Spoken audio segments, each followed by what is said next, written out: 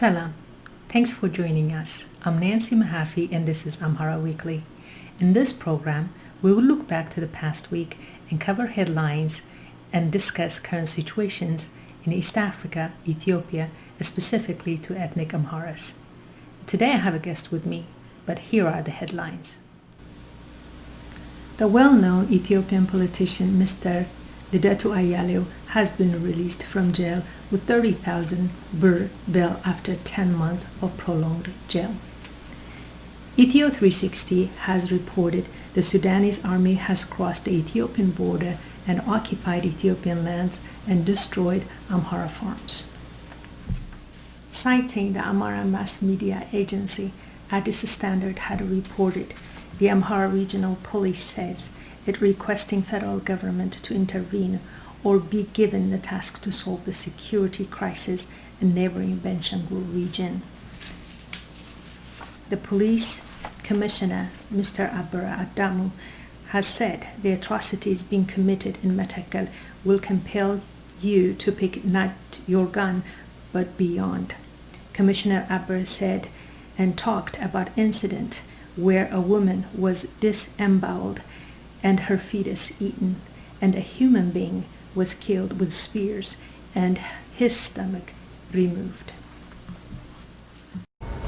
Mr. Commissioner, I have followed your interview which you have given for Amharic Department of Amhara Mass Media Agency, and some people says Mr. Commissioner has sensationalized things, especially the issue of Matakkal in Benshangul Gumuz.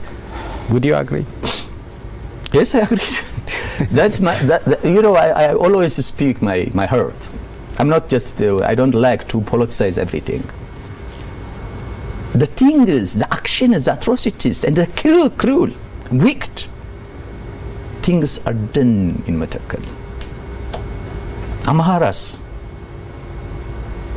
are slaughtered in Matakkal.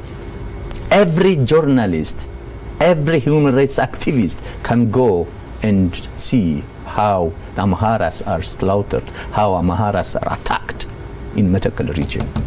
It's very clear. And it was not started yesterday. It was 10 years and 12 years back. I was following that even when I was outside. The pattern that you follow is to just to clean Amharas from Matakkal. It's ethnic cleansing, it's a genocide, and those leaders who are governing Matakkal for the time being should be accountable for that. And I spoke that in my Amharic interview. And that is true. That's a fact. I have documents in my hand. BBC News had reported Ethiopians' Tigrayans crisis, how a soldier survived an 11 hours gun battle. 2 Ethiopian soldiers have given BBC Afan Oromo dramatic account of a coordinated nighttime raid on their camp at the start of the conflict in Tigray last month by the fighters linked to the now overthrown regional administration.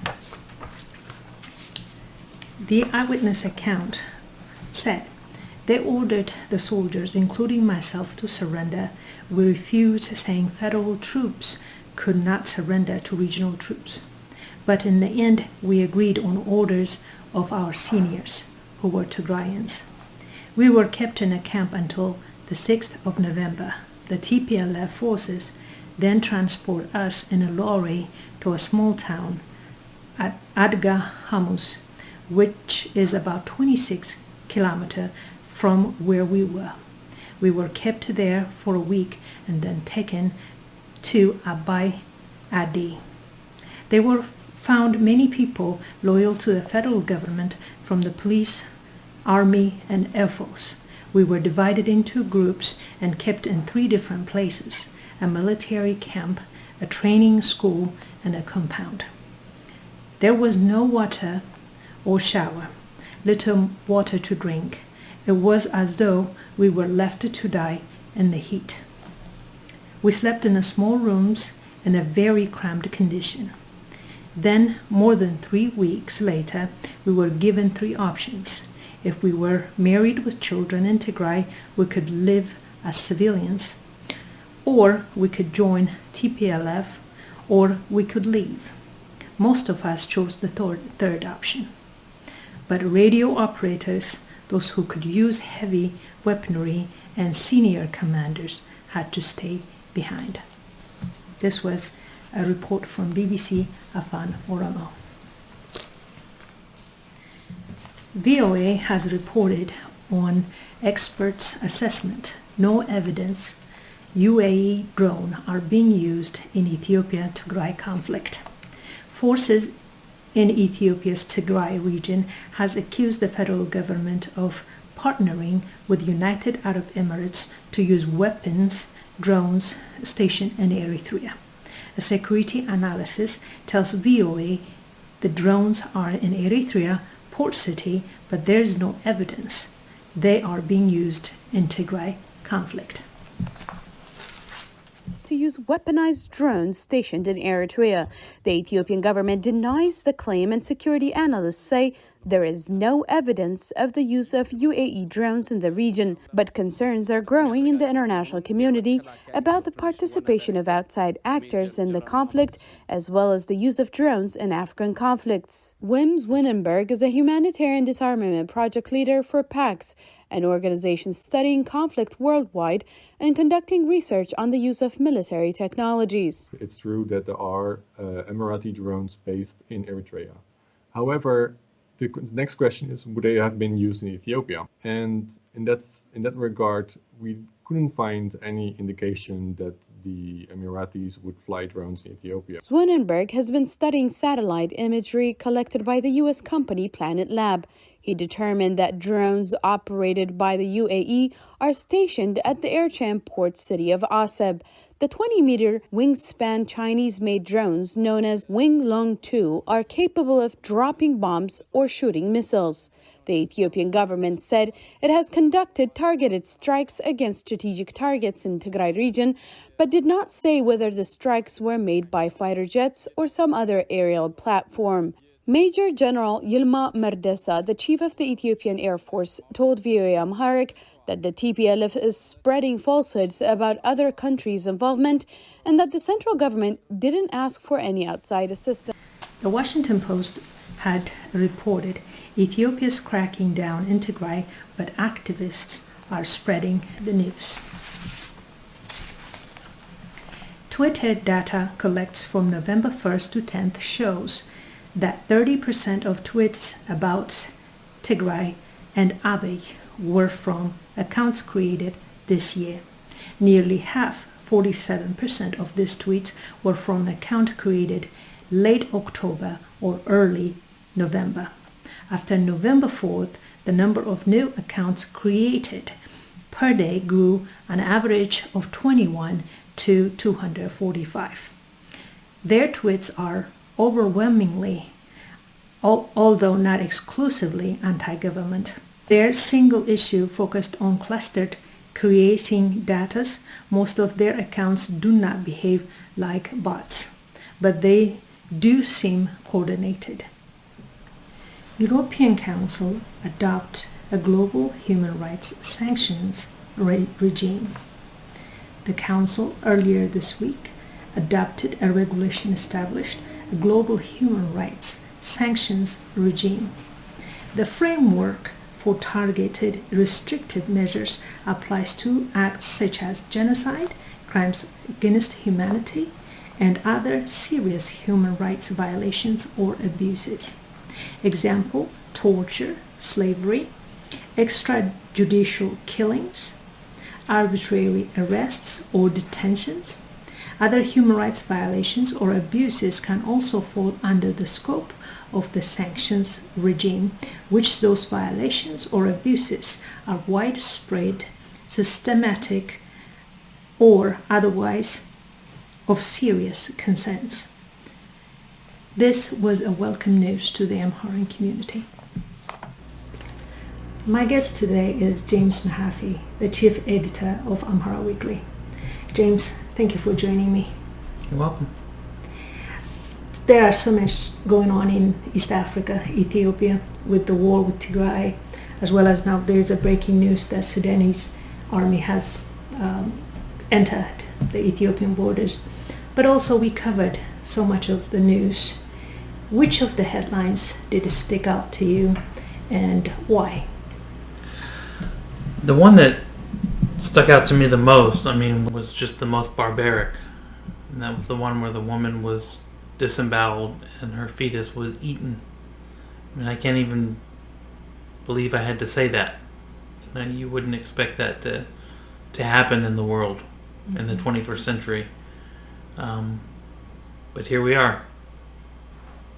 Yeah, that story also, it is very disturbing, but as you know, being an editor of the Amhara Weekly, we've been writing about what's happening in general in Ethiopia, specifically in Oromia and Benshangul in the south region, that the crimes that are taken against the Amharas.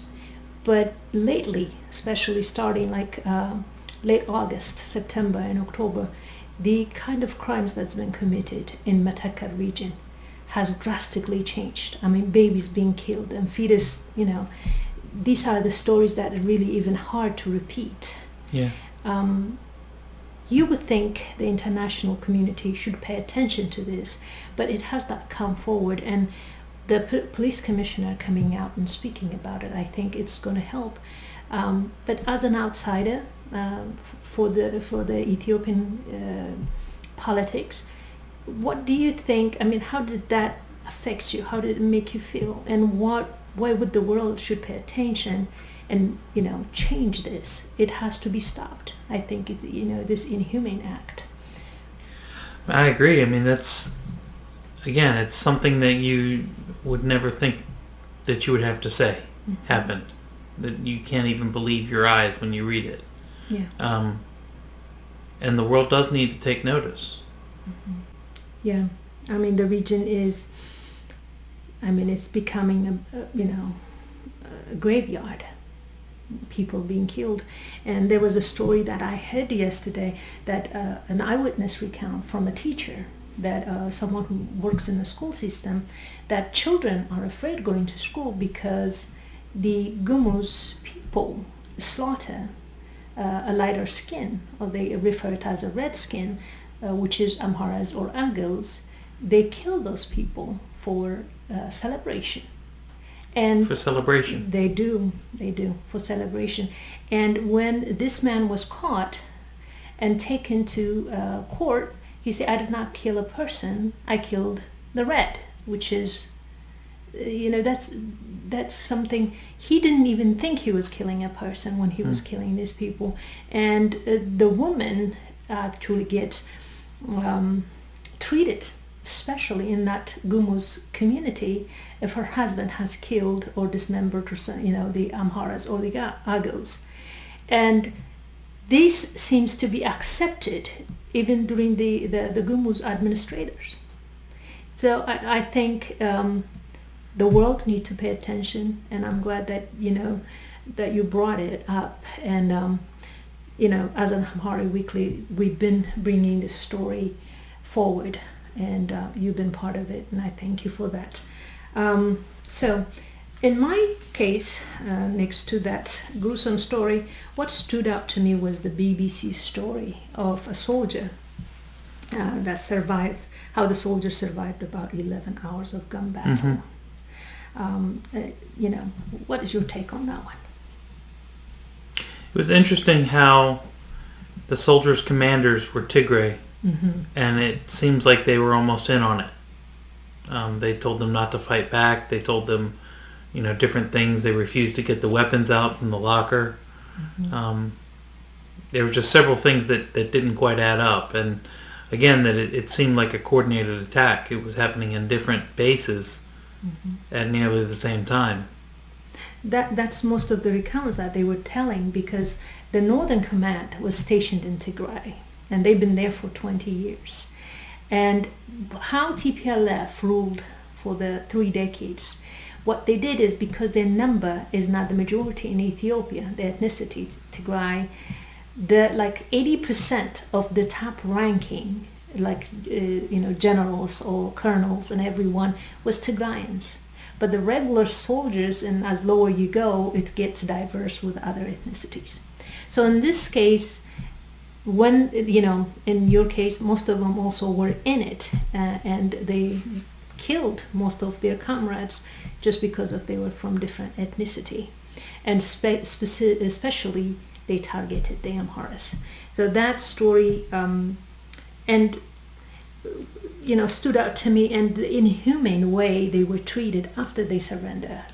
I mean, there's treaties that were signed how to treat your POWs. I mean, they were saying that people wounded were not given any medical care whatsoever. That's true. And the food and water and the way how they were kept, and I think that was this is another part of also the story that the international community and the international media should investigate, like the BBC does in this story, and see also the international community to investigate the war crimes, because these people were very treated gruesomely. And there was another gruesome story that I heard from returning soldiers, that they told them to not go on the sides. They want them to go straight in line, like marching on big highways. And then they took them to a very narrow, like a bridge spot, and they opened fire on them, on the POWs. And when they lay down on the ground, heavy trucks drove on top of them. I mean, this is awful. I mean, these kind of crimes should be investigated. It is unheard. I agree. Yeah. The other thing that also you may have seen it, and I would like to take your take on this, is the EU adopting a global human rights sanction. I think that was a good news. What is your opinion on that one? It was interesting to me because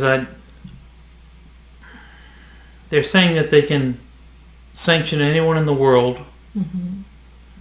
And it just was interesting to me. I'm wondering under what authority, and how are they doing this? Are they doing this to make up for something that's lacking in the UN? Mm-hmm. I don't know.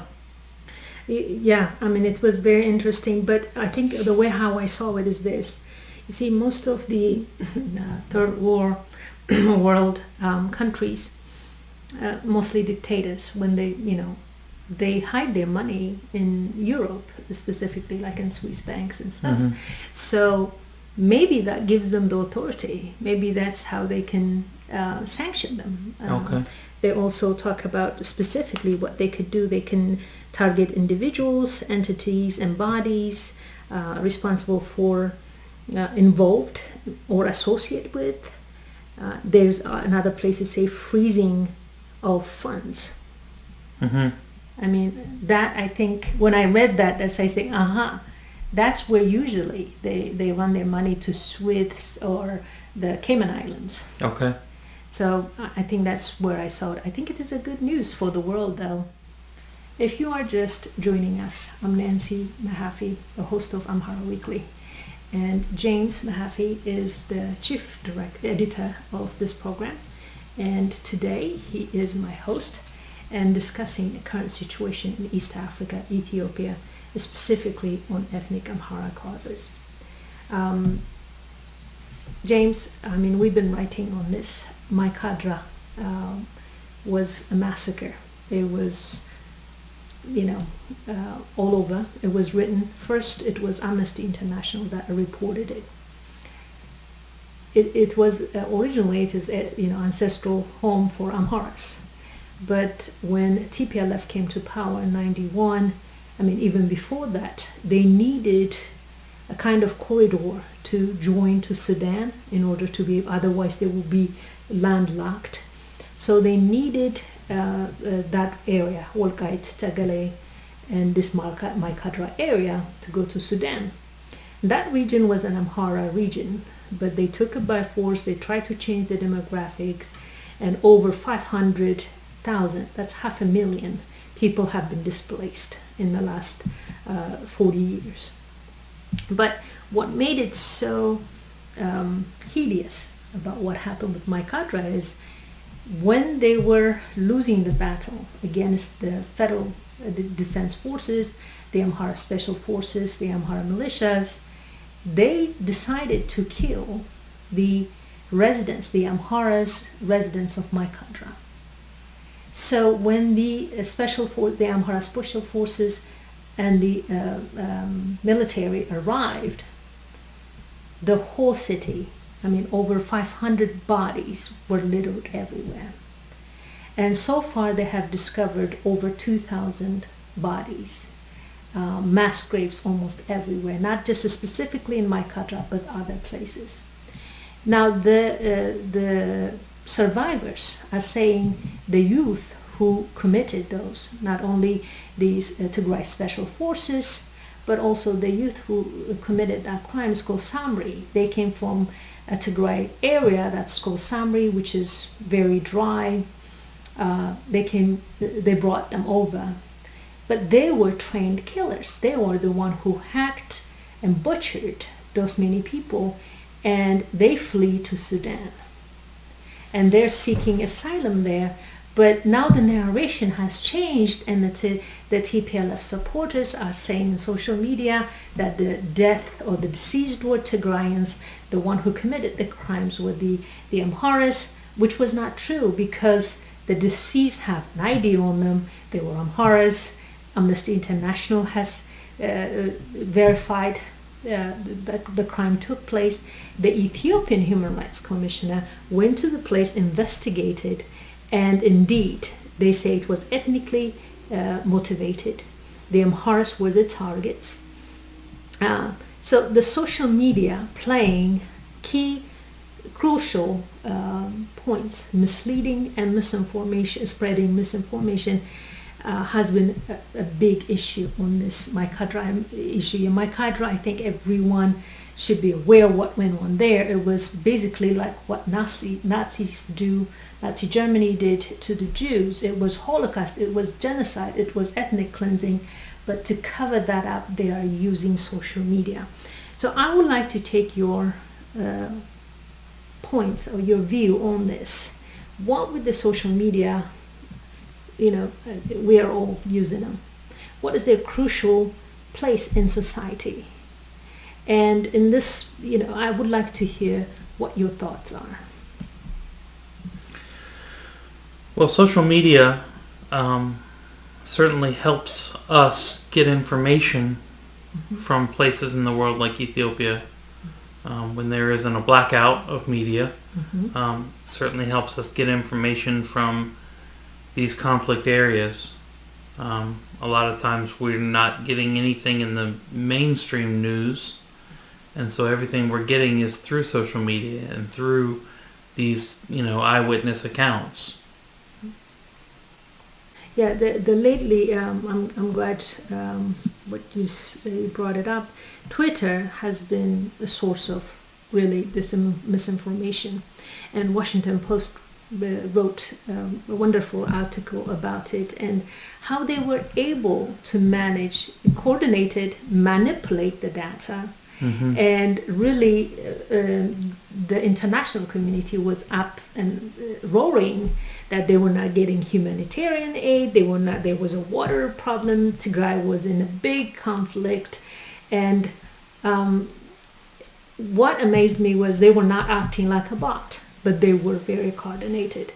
So there was a place, I think it talks about 47% of the tweets, the Twitter accounts that were opened, they opened in November within that period. It went from an average of 21 Twitter accounts to 240 something per day. Yes. I mean, that takes quite a coordination, I think. Breaking news, because Ethiopia's Human Rights Commission says at least 600 civilians were killed in a massacre in the northern Tigray state earlier this month.